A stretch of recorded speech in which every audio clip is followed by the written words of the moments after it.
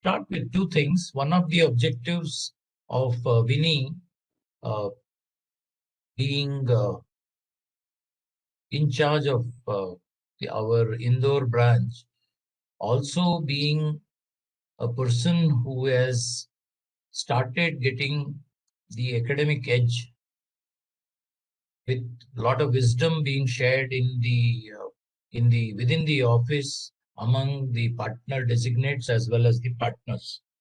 We are looking at developing leaders across India. We have developed also, and she is one of our shining stars who is coming up. She's volunteered to do a lot of work, as you would have heard in her resume.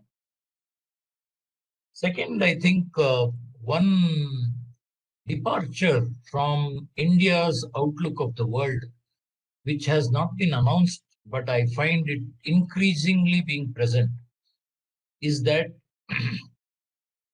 the democratic way of or the capitalistic way of the economy across the world seems to be fading. It's not as effective as some other countries. Like China has become an example of what should not be done and what should be done. China is looking inwards. It has already achieved economies of scale where even the European nations and the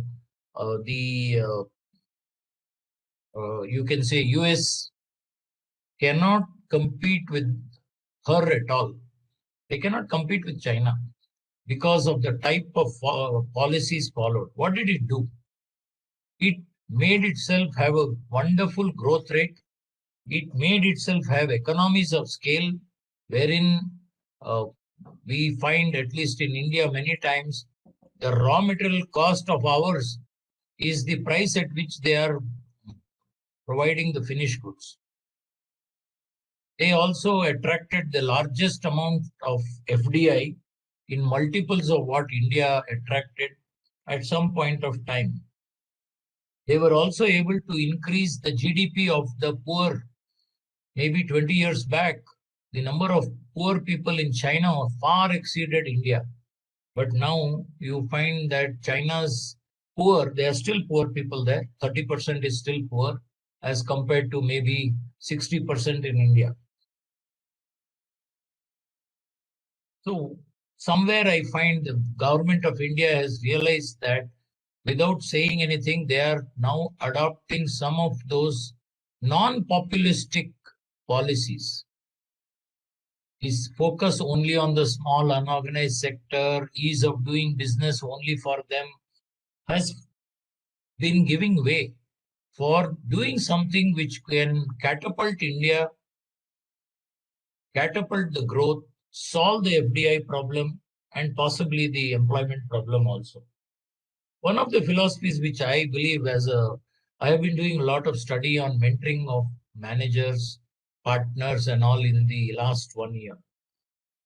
One exercise which has hit me has been that all of us need to focus on our strengths rather than the weakness, because the strengths can easily be worked and leverage much higher than overcoming weakness. Whenever I try to overcome a weakness of mine, there is a lot of resistance to it. Therefore, I see that focus on our strengths, that is the industries which are doing well,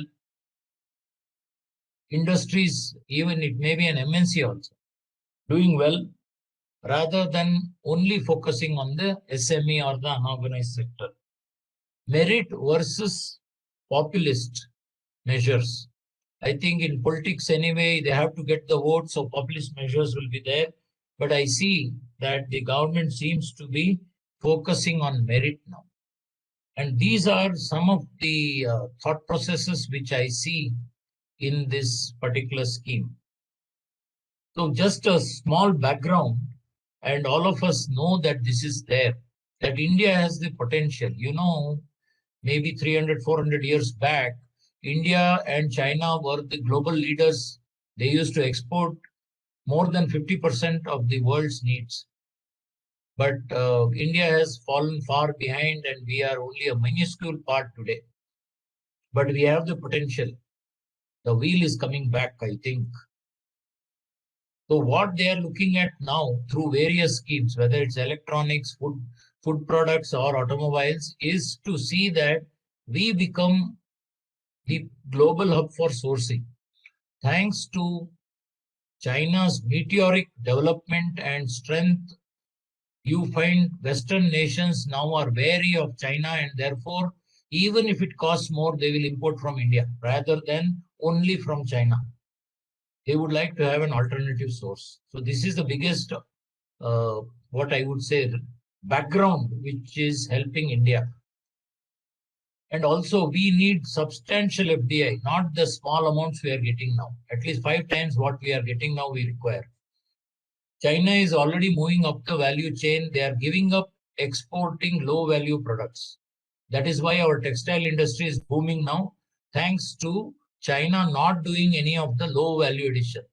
They are only going for high value added products now. One basic problem in India, which possibly China has a big advantage over India, is that we have a very high infrastructure cost. And our infrastructure is not up to global standards at all, whether it's our roads, the time it takes for movement, the cost of power. Power is also not reliable. It's not that everybody has a DG set. You have an alternative source. That also costs a lot, maybe 5 times as much as the power cost across the world in developed countries. Inadequate investment in R&D in the past because we didn't have profits. Higher logistic costs. Even in this budget, the government did not bite the bullet of bringing GST for fuels. Rupees 40 per liter is taxes in diesel. How can we have, logistics at a lower cost? Our supply chain also is not too good, warehouses and the connections. Major auto manufacturing companies across the world are in India already, and they are sourcing to some extent. This is a fact. They are already there in Chennai, Bangalore, and wherever, Telangana, etc.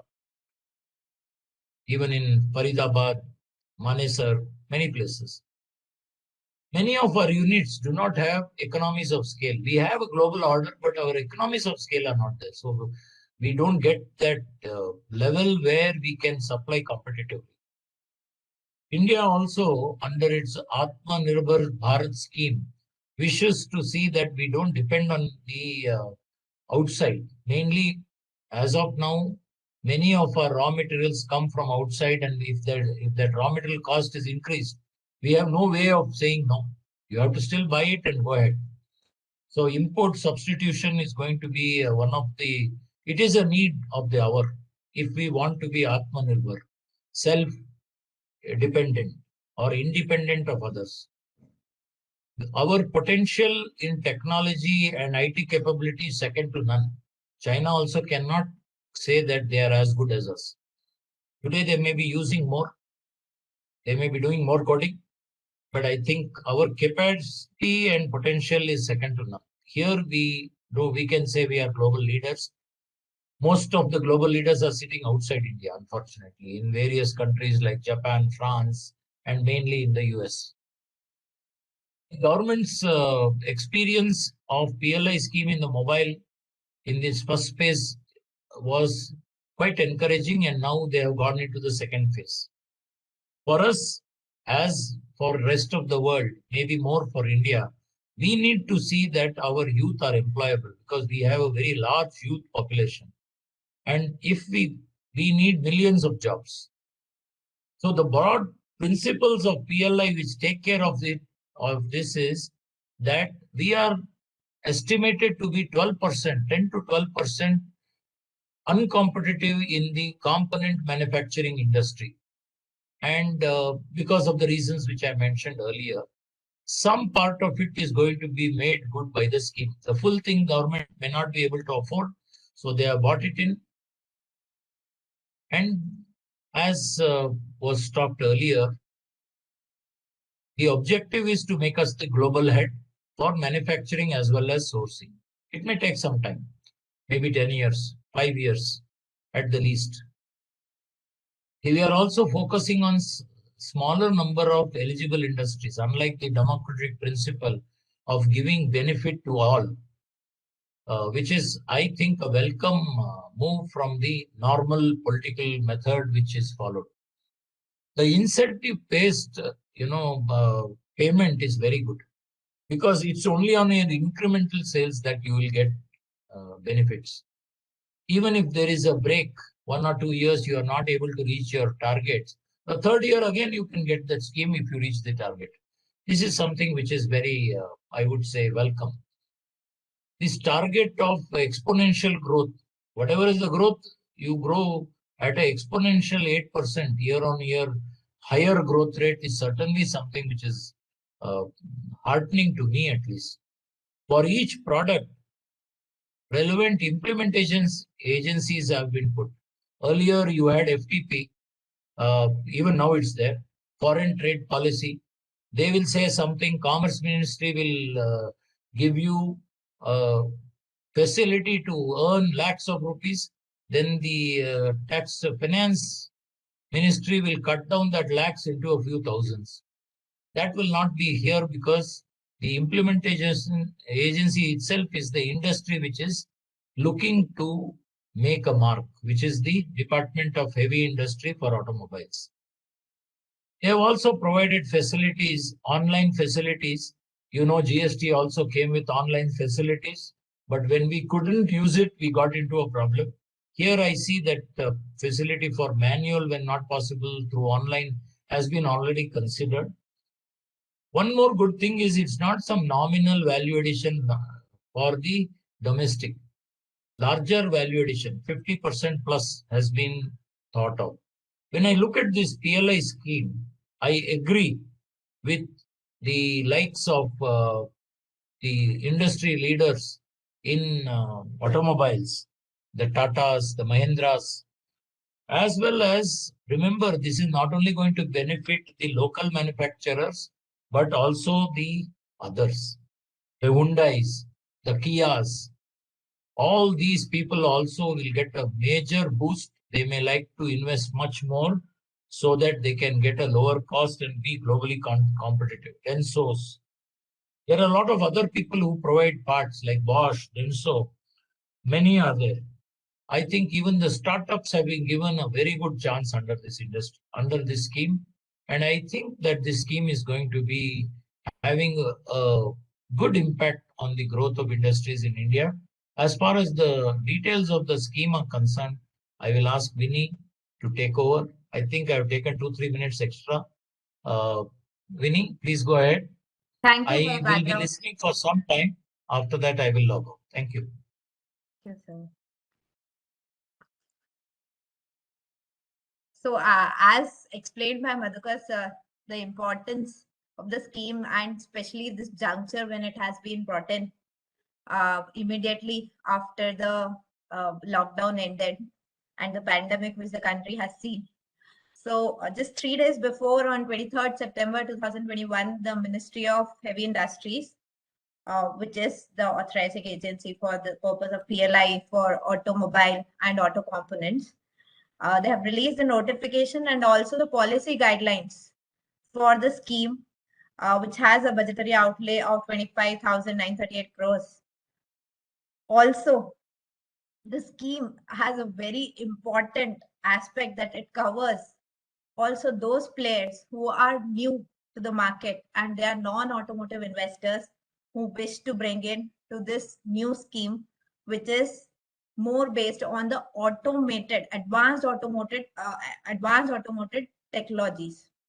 The tenure of the scheme is for 5 years, starting from financial year 22-23 up to financial year 26-27. So the incentives which become payable in financial year 22-23 will become due for payment in financial year 23-24 and onwards. So the scheme will boost India's manufacturing of advanced automotive technology products. Important to note here is that they have not covered each and every automobile component, the major ICE segment. So each product, we have to take an approval from the testing authority of the MHI. to become eligible under the scheme, and only then, only for such notified products, the scheme has been announced. It has its own objectives to attract large-scale investments in the automotive value chain and obviously generation of employment. The eligible sectors, if I talk broadly, they have hit the two important sectors of the automobile industry, that is OEMs and the component manufacturers. For OEMs, they have notified only two kind of high-end technology motor vehicles which will be eligible for the scheme. That is battery electric vehicles and hydrogen fuel cell vehicles of all segments, be it two-wheelers, three-wheelers, and passenger vehicles, commercials, tractors, for military or any other. Likewise, for component manufacturers, as of now, the list of the components has not been released by the ministry, but they are seeking data from ACMA as on date to come up with a list of the components which will be eligible under the scheme. So for each and every component, as I said, we have to take an approval from the testing authority of the ministry.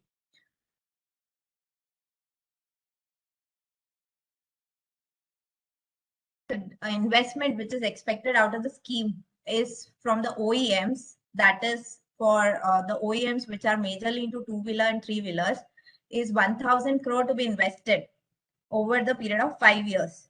Then for other OEMs, it is 2,000 crores. So the scheme, the basic objective of the scheme is to put money into the flow. Components manufacturer will have to invest 250 crores over a period of 5 years. And likewise, the new non-automotive investor companies, which are now venturing into electric vehicles, as we are hearing, if they are willing to invest into component sector, then they will have to invest rupees 500 crores over a period of 5 years. Incentives are ranging from 13 to 18% of the net incremental sales over the base year for OEMs. Base year in the scheme, they have taken financial year 1920's turnover as the base year. Likewise, for component manufacturers, the incentive rate is from 8% to 13%. And an additional 5% over this will be given for battery electric vehicles and hydrogen fuel cell vehicle components. So overall, it has gone to 13 plus 5, 18%. Then for the expected outcome out of this scheme is that government expects a fresh investment of 42,500 crores, incremental production of 2.3 lakh crores, and additional employment of 7.5 lakh jobs, apart from the increased collection of direct and indirect taxes. So this is what I gave you, was a broad overview, a broad summary of the scheme. And now we'll get into the details of each and every criteria. So there are two segments, as I said earlier. The first one is Champion OEM Incentive Scheme, which mainly targets the automotive OEM companies and the new non-automotive investors who wish to invest into this segment. Interesting to note here is that here the applicant can also be the group company itself instead of being a legal entity, a single entity. The list of eligible products has been notified for the OEMs, unlike for the component. Here, the vehicles which are notified are battery electric vehicles of all the segments, but they have to meet the criteria which is specified under FAME 2 scheme. FAME 2 scheme was already launched earlier in 2019 and now running up to 2024. So there, what is the performance criteria for the battery electric vehicles? That has to be met. Only then PLI scheme benefit will be available to battery electric vehicles.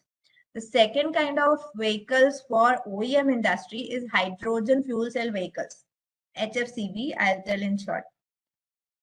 Here, there is no such criteria and all vehicle segments are eligible. But no other vehicle segment, including the major ICE segment, which we heard the most, has not been considered particularly for the OEM segment. More important here to note is that the product, your vehicle will get approved by the testing authority only when it meets the minimum criteria of 50% of domestic value addition. Okay, so 50% domestic value addition, here it matters the most because here either an OEM will do the captive manufacturing or they will send it to tier 1, tier 2, tier 3 one. So that is where localization happens. That is where the entire growth story will start. Here, if we see what is 50% domestic value addition, so in the scheme, they have said that it will be similar to the one criteria which is being followed under FAME 2 scheme. So if we see under FAME 2 scheme, they say that localization means entire value minus direct and indirect imports. But if we refer to the policy guidelines of released under this scheme, PLI scheme for OEM segment, there they have given a definition which runs a little different. Here they're saying that percentage domestic value addition means you have to reduce the entire import content, sum of FOB value of all imported components or materials in the final product, including the import duties. So here the difference which can happen is that the testing authority can even check your tier 2 and even tier 3. If for an OEM I say, then it can go up to the component manufacturers to identify that what is the percentage of import there. And even if either some parts or some components are imported, then the product may become ineligible if the rate exceeds the 50% criteria which is given. So here it can create some procedural issues for that. I'll continue from there.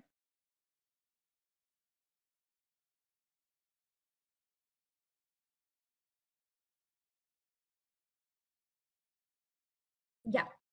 So the next one starts here with the what is the actual eligibility criteria? Simply being an automotive OEM, are we eligible for the incentive under the scheme? We are into the manufacturing of battery electric vehicles or HFCVs. So here the criteria which has been prescribed is that they're saying a global group revenue of an auto OEM should be 10,000 crores. And this criteria will be checked as on the financial year ending 31st March 2021. Likewise, the global investment of the company or its group companies. So all the group companies taken together, the gross block and in the fixed asset should be 3,000 crores. And for the new non-automotive companies which now like to venture into the scheme is their criteria is based on their global net worth, including their group companies. It should be minimum 1,000 crores. Okay. Likewise, now there was news initially that there will be some export criteria. So now here I would like to make it clear that there is no such export criteria under this scheme, especially for automobiles. They have come up with a new criteria for making a fresh investment. So the automotive OEMs, which are into two-wheeler and three-wheeler segments, they have to make an investment of 1,000 crores over a period of 5 years taken together. And those who are not into two-wheeler and three-wheeler motor vehicle segment, they have to make an investment of 2,000 crores. Same is the criteria for new companies. New non-automotive investor companies, it has been defined to mean such companies which do not have a turnover from automobile or auto components as on 31st March 2021.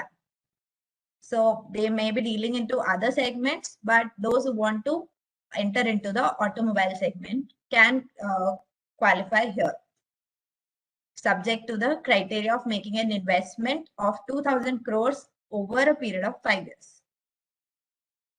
Here, now one may like to note that what is meant by group companies, because what is happening if we see a subsidiary in India may not be able to meet out this criteria of say 10,000 crore of revenue. But if it has a parent company in US and some other companies, if all the JVs taken together, then the group revenue may exceed, and each and every company like that may be eligible. I think in every foreign company who is into OEM in India having their presence, all of them will certainly be eligible under the scheme. Whether they can take the benefit under the scheme, that is another question. But certainly all of them will become eligible because of the words used here is that everywhere they have added the global group revenue, global investment.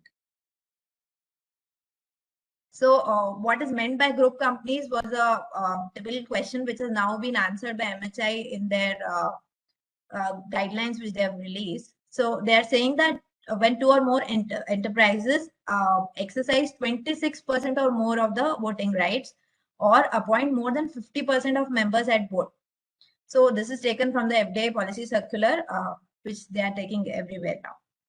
So considering this criteria, I was saying that, every foreign company which has its subsidiary in India will certainly get into this. At least they will become eligible. Now, whether they will be able to claim the incentive or not, that we will see now. The next one is new non-automotive investor company, which they have defined that those who do not have a revenue from automobile or auto components as on 31st March 2021. Okay, so now this is not the only criteria which has to be met. They're also requiring us to meet a certain year-on-year growth on the revenue front. Incremental sales based, they have given one criteria also to the OEMs. That we'll see now. So the total minimum new non-domestic investment condition, which was there, 2,000 crores for the OEMs and 1,000 for two-wheeler and three-wheeler segments. So that has to be done year-wise. Now, this criteria will start from 1st April 2021. So if certain investments have been made after 1st April 2021, that can be considered in the first criteria, that is up to 31st March 2023. So year-wise, this revenue, this investment has to be met. Like for 22-23, it is 300 crores. Then 800 crores means in 23-24, they have to invest somewhere around 500 crores. And from 24-25, it is again 600 crores. Then 25-26, it is again 350 crores. So overall, cumulative investment, new investment into the domestic market has to be 2,000 crores. So here comes a question that what if someone front loads his investment? Like someone has made the entire investment up to say 31st March 2023, entire 2,000 crores. So will he not be eligible under the scheme? So the answer is no.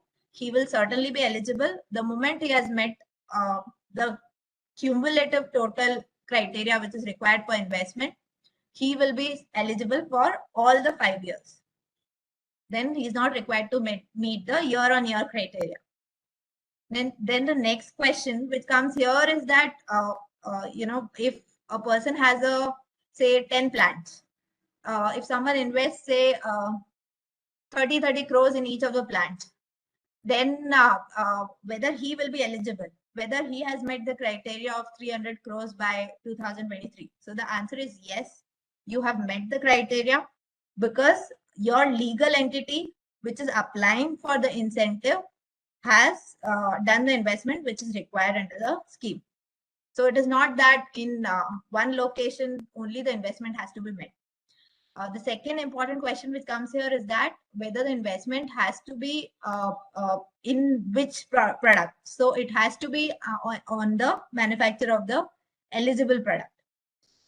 It is not that on ICE if we invest, that will also fall as a criteria. That will not fall here.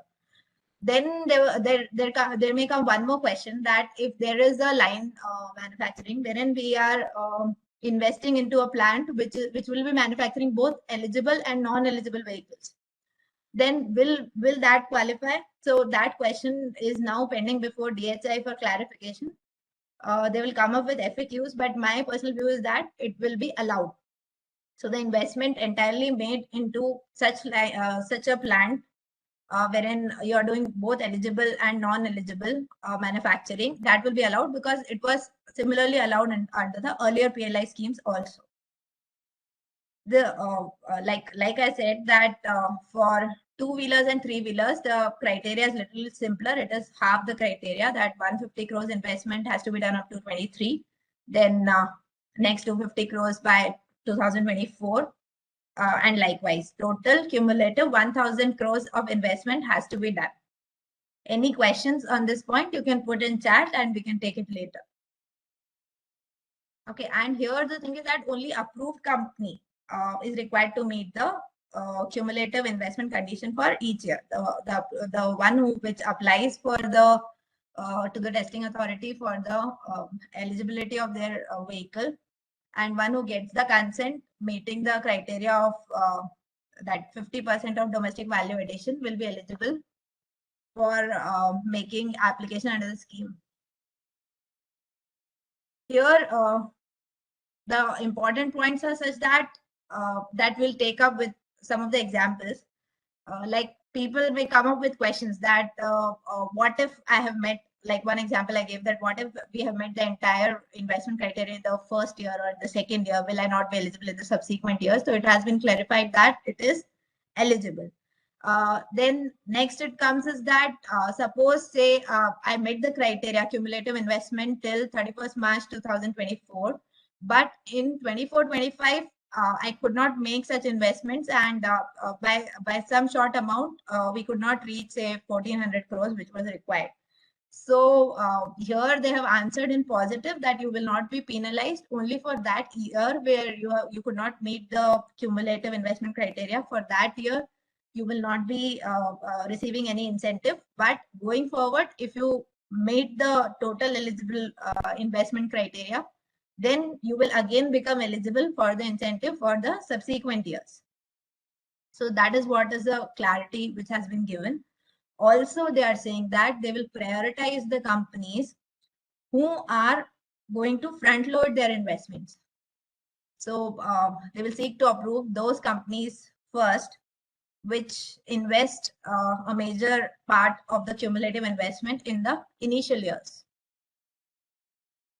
So the percentage of incentive they will calculate on the sales value of the eligible component. That will be a determined sales value. Now, what is determined sales value is net of GST sales of a particular year minus the net of GST sales of that eligible vehicle in the base year. Now, base year is always financial year 1920, that has to be taken.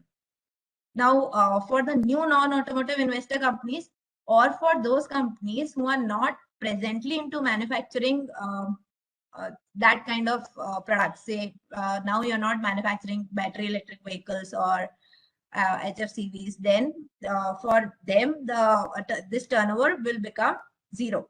The turnover for eligible vehicles in the base year will be zero. So whatever is the turnover for the particular year, that will be the determined sales value, and on that determined sales value, the given percentage of incentives will be calculated. So here they have also given a minimum threshold criteria for the determined sales value, that is 125 crores for OEM. The criteria is little less for component manufacturers, that we'll discuss later. So on this 125 crores, they are also expecting a year-on-year growth of 10%. Minimum 10% growth has to be met, and this is one of the additional requirements which one has to comply with.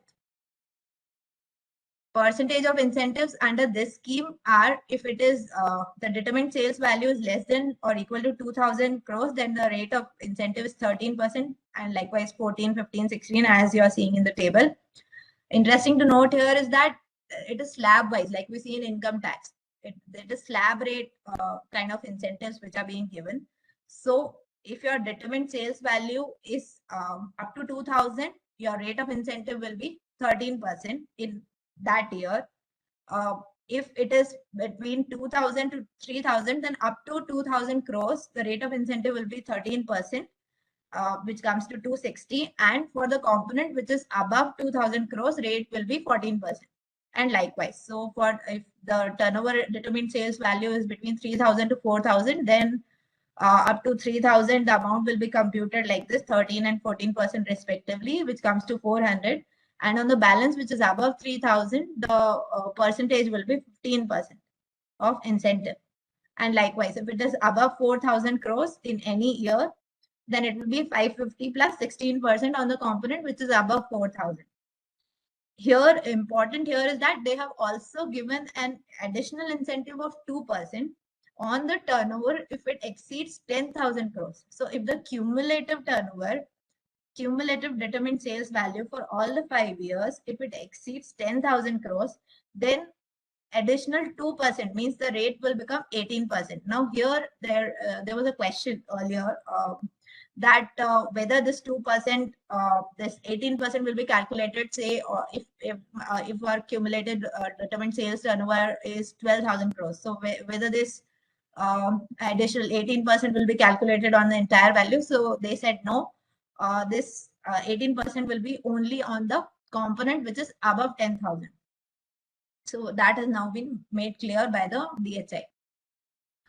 We will see this criteria and also this incentive calculation better through the help of several examples which I have taken later on. Similar is the criteria for auto component manufacturing. There also they have come up with a scheme. Here the people who can apply for the scheme are not just the auto component manufacturing companies, but also auto OEM companies and their group companies, new non-automotive investor companies and their group companies. And the eligible product list is still awaited from the MHI. The criteria is the same, that you have to meet the 50% domestic value addition. Means in that component, if there are several parts, then nothing should be imported. At 50% only they are allowing for imports. The balance 50% has to be the domestic component minimum. And all this will be verified by the agency of MHI. Here, the for the component champion incentive scheme, the criteria is almost same with the reduced numbers. So for an existing auto component company, they are saying that your global group revenue as on 31st March 21 should be minimum 500 crores. Global investment of the company and group companies, that is the gross block in the balance sheet as on 31st March 2021, should be 150 crores. This is for the auto component. And they're saying that you have to make now a fresh investment, a new investment of 250 crores over the period of the scheme. That is a tenure of 5 years is given, which is, I think that which is quite achievable. The next one is for the new companies which are now venturing into auto component manufacturing, that too, those advanced automotive technology components which will be notified under the scheme. They're saying that the company should have a global net worth of 1,000 crores and cumulative new domestic investment of 500 crores they are supposed to make over a period of 5 years. Only then they will qualify to be eligible under the scheme. Means first they have to give a commitment, an undertaking for making this investment, and once they are approved, then this criteria would be verified and it will be audited year-on-year basis. Here, the domestic investment of 250 crores for existing automotive companies, and for new companies it is 500 crores. So this has to be met on year-on-year basis. That is for up to 31st March 2023, they are expecting an existing automotive company to invest 40 crores to be eligible under the scheme. Then from 23 to 24, 60 crores, 24, 25, 75 crores, and likewise. So cumulative investment of 250 crores has to be met. For the first year, that is for 22, 23, they will qualify any of the investments, any of the capital investments made after 1st April 2021. So from 1st April 21 to 31st March 2023, you can make a investment of 40 crores to be eligible under the scheme. If you are willing to front load your investments in the initial years, then they will give an additional preference to such applications. Here also the same criteria. The only question which arose here was that suppose if the capital investments are made in the year say 22-23, but invoice is received say in April 2023, then whether that will be considered as a part of investment of 22-23 or not. So here under the earlier PLI schemes announced, they had agreed that as long as you have capitalized the investment in the books of accounts in financial year 22-23, it will be considered as an investment made in the financial year 22-23. And only the date of invoice, if it is in the subsequent financial year, they will not look at it. So similar kind of reply we are expecting here also. Likewise, for new non-automotive investor companies, that is companies which are not into automobile or auto component manufacturing as on 31st March 21. For them, the criteria is the same. It is just double, as you can see. So this was the investment criteria which has to be met by the auto component and new non-automotive investor companies over a period of 5 years. The incentive mechanism is just the same as it was for OEM. That is, incentive will be calculated on the determined sales value, which will be total sales net of GST of the eligible product during any particular year minus total sales net of GST of eligible vehicles in the base year. Base year here is financial year 1920 for all cases. Only for the purpose of meeting the eligibility criteria and looking into the financials, they are checking those financial attributes of the financial year 2021 or as on 31st March 2021. Otherwise, the base year for calculation of determined sales value across the scheme is financial year 1920. Here the threshold, the minimum determined sales value for the first year they have kept as 25 crores. Like in OEM, it was 125 crores. And year-on-year growth of minimum 10% is expected on the base sales value. This is the minimum threshold which has to be met by all the companies, whether it is a new non-automotive company or whether it is an existing auto component company which is now manufacturing the advanced automated products which have been notified into the scheme. Here the incentive rate is the same up to 250 crores. It is 8%, means it is same, means it is like in the same manner. It is like income tax slab rates. So up to determined sales value up to the turnover of 250 crores, it is 8%. From 250 to 500 crores, it will be 9%. Only on the sales value which is above 250 crores. And likewise, between 500 to 750 crores, it is 10%, adding to the previous determined figures up to 500 crores. So I think it is clear. It's very simple. Apart from this, there is an additional 2% incentive if the cumulative determined sales value, cumulative turnover for the 5 year for the eligible product, if it exceeds 1,250 crores, then an additional 2% incentive will be given only on the value which is exceeding 1,250 crores. Likewise, for components which are specifically being made for battery electric vehicles and HFCV components, they are eligible for an additional incentive of 5%. So that is what is here. And also for auto components here, since the list has not been notified, it is expected that they will also include some of the advanced technology components which are being used in the ICE segment also. That's why they have come up with a criteria here that if any component which is being used in the ICE based vehicle, then it will be multiplied by a factor of 0.9 in the 5th year for the eligible sales.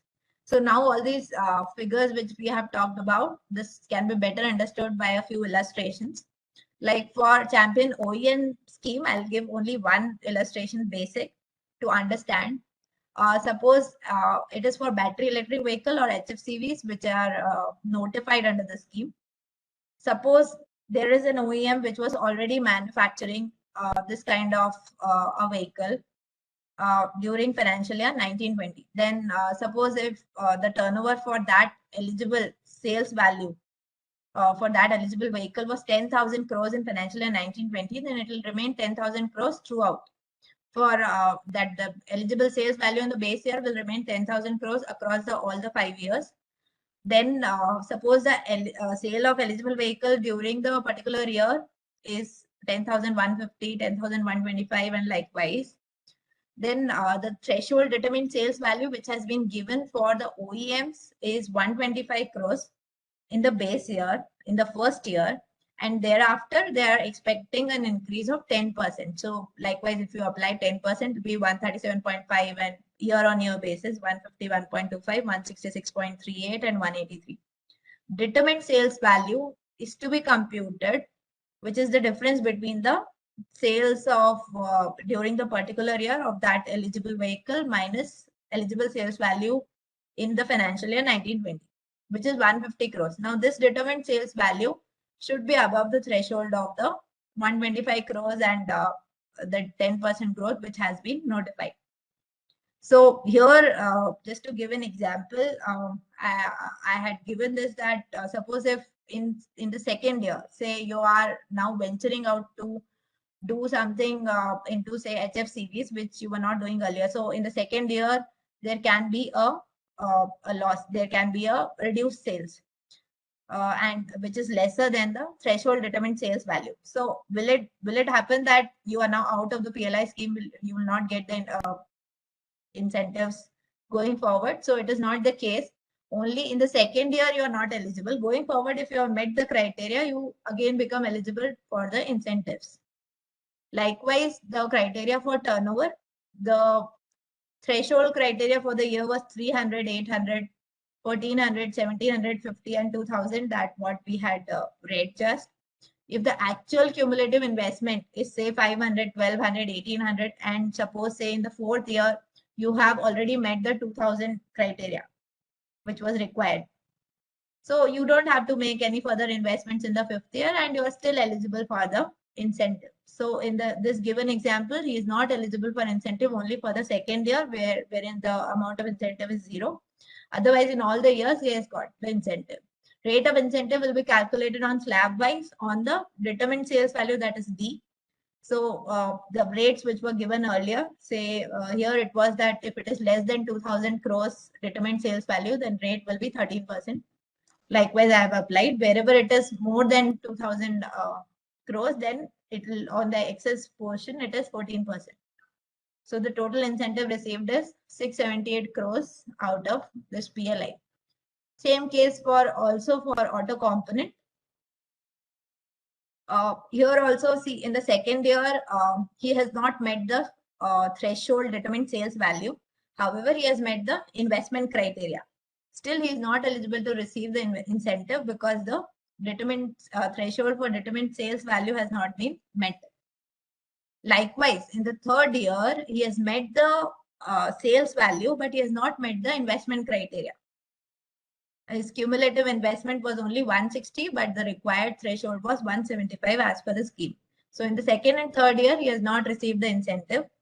But going forward, when he has met all the criteria, he again becomes eligible and will receive the incentive based on the slab rates.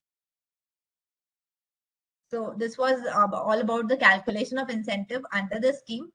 The application window is about to open and which will remain open for 60 days.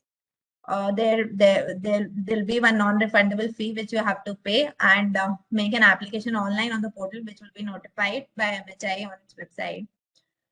You have to upload all your financial statements and statutory auditor certificate, undertakings, and all the documents which will be specified along with the application form. As of now, application form has not been notified. It is still awaited. And they have also clarified this that if the online portal is not working or is not in operation till those 60 days from the date of notice, then the application can be made physically also to the MHI. Incentives will be disbursed. So now for the disbursement of incentive, the applicant has to again file a claim on an annual basis. So from financial April to March, he can make a claim up to next year, September. So up to the, 6 months after the end of the financial year, he can make a claim, and then the claim will be verified and then it will be processed within 60 days. So this is what is the process which has been announced. There are some common questions which are coming up out of this scheme, which might be there amongst the audience also. You might also be having the same questions. Like the scheme which is announced for, say, auto component industry. Therein, even the auto OEMs can avail the incentives. And likewise, so here a question may arise that, whether an auto OEM or a new investor, whether he can avail the benefits of both the components, whether he can avail the benefit under auto OEM incentive scheme also, and also under the component champion scheme. So they have denied, they're saying that the dual benefit will not be eligible.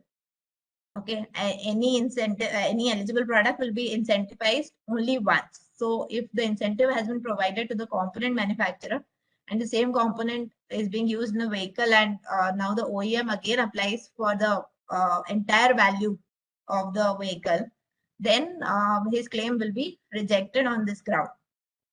Okay. Otherwise, even for automotive, for this OEMs also, they have kept the this component champion scheme open.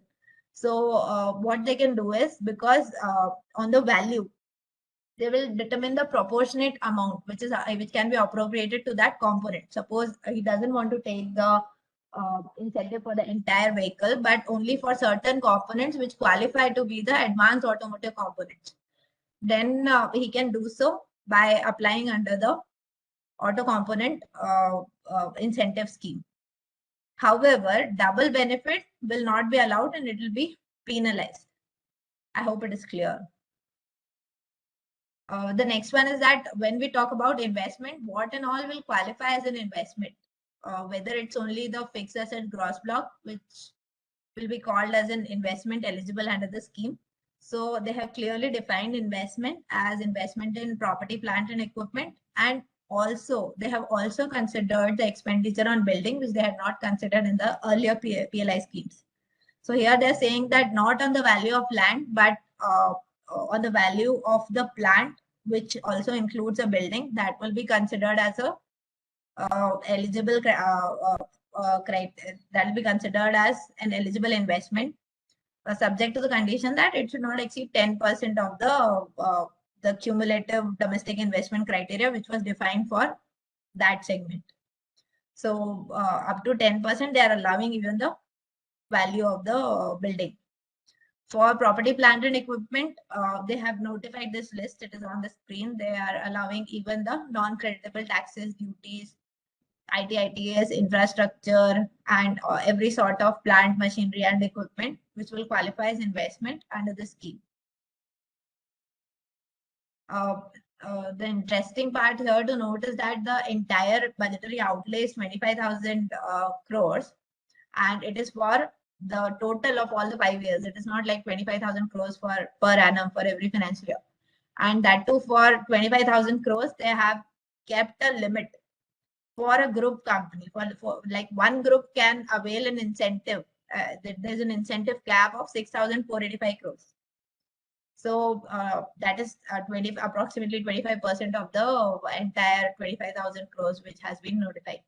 So any group, like broadly, I can say that if any 4 groups apply for this, any 4 big groups apply for this, the budget is over to them. So it is 25% now, but if representations are made, it can be reduced. It was reduced in the earlier PLI schemes, others like farm and all. Another question which comes here is that, like, for incentives which are given under other schemes like FAME 2 for electric vehicles, and also the PLI scheme which has been announced for ACC battery vehicles. Now, if that battery is being used in this battery electric vehicles, which is also eligible under this scheme, then whether one is eligible also on the vehicle to apply for incentives under this scheme. So they have allowed it. I am seeing only this first scheme where they have allowed all the three FAME 2 and PLI for ACC batteries, and also this PLI scheme to one person simultaneously. He can avail all the three schemes at a time. There is no such restriction. It has come out very clearly in the notification that they are allowing all the three schemes together. What happens is that the incentives which are given for electric vehicle under FAME 2 scheme are given to the consumer, but not to the manufacturer. And here, the incentives which are being given are to the manufacturer under this scheme. And also PLI scheme for ACC batteries, they have given certain reasons, and based on that, they have allowed both the schemes to the to any one eligible person. This we have already read. If there are any queries, you can ask. You're free to ask. Yeah, we are exactly on time. Raj? Any queries you can put on chat? Yeah. There's this one query. It says whether PLI scheme is applicable for tier 2 and tier 3 component manufacturer of tier 1 company. Example, as a Yes. follow-up, example, tier 1 company invested 5,000 crores. Means what is the criteria for component manufacturer? Yeah, so here for component manufacturer, your product, the scheme is product wise. So if your OEM is not availing the scheme, then you can certainly, you are eligible for tier 2 and tier 3 is eligible, and you can certainly go for the scheme. Subject to the condition that OEM is not taking incentive on the vehicle in which this component is being used. He is eligible. Any other questions? That was one question I had. If there are any other questions, would you mind if they ask you directly, just in case? Yeah, no issues. Yeah. So if there are any more queries to be directed, you can directly ask, and I'll maybe unmute you if you can just drop a text. Yeah. Or you can mail me. Yeah. There's one more question, Vinny. Yeah. In case some person incurs loss only to achieve desired turnover and capital investment, whether the department would question valuation with respect to incentive received or not? Yeah, certainly. If some process is wrong, they can certainly question it. If you have incurred loss only to show the turnover in some other companies, what I can understand, then obviously such things are not allowed. Okay, one more. Capitalization of the investments done in the financial year commencing from 1st April 21 or later is eligible for the scheme or not? Yes. Any capital investments which are eligible, if they are made after 1st April 21, then you can, that will filter into the criteria of the first year, that is 22-23. So whatever is the target for the first year, it will be considered for that total. Say for component here, if it is 40 was there, and suppose 30 you have already invested in April, May, June 21, then it will be considered under the first row, the first year. Okay. Whether this PLI scheme applicability is available for other than automobile sectors? Other than? Automobiles. Yeah. See, this is the 10th PLI scheme which has been announced for the auto sector. There are total 13 sectors for which this PLI scheme has been approved by the cabinet, and already 10 schemes have been announced. Like simultaneously, it was announced for drone. It was earlier announced for pharma. It was announced for the food industry, mobile and electronics, as Madhukar sir was mentioning. There are several sectors it has already been announced. Okay. CWIP of 1920 eligible? CWIP of 1920, it is a WFC. As of now, if you see, there's no clarity on this. So maybe better we put this question to DHI. I'll certainly put this question to the DHI, to the officials in DHI. because they are into the process of framing FAQs, and they are very open and taking the questions from us which are ambiguous. So capital WIP, to the extent what I feel is that it can be denied because it was for financial year 1920. But I'll certainly put this question. If you can send me your email ID, or if you can put a mail to me. As of now, there is nothing has been specified for this in the policy document. Maybe we can expect something in the FAQs which are about to be released. Okay. Are there any more queries?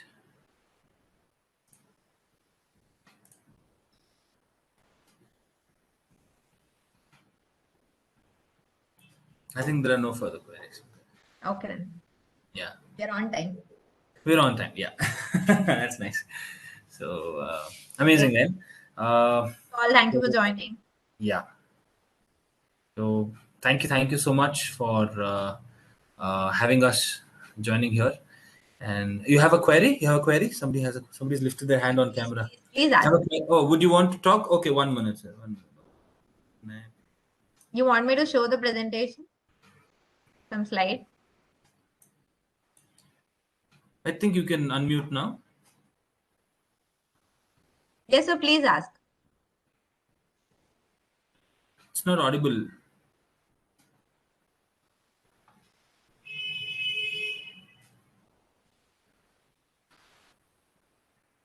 Is it audible, Vinny? No.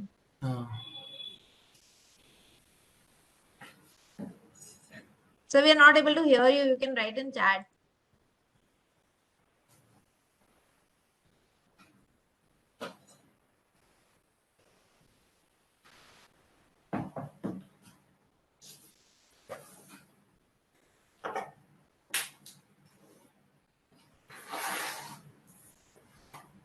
Okay, so while we wait for the gentleman to write the query, anybody else who would want to ask something else?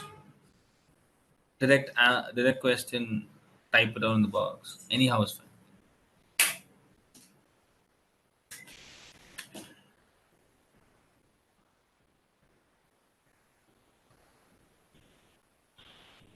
Okay, then we'll wait for him to type it out. Then we'll take that question.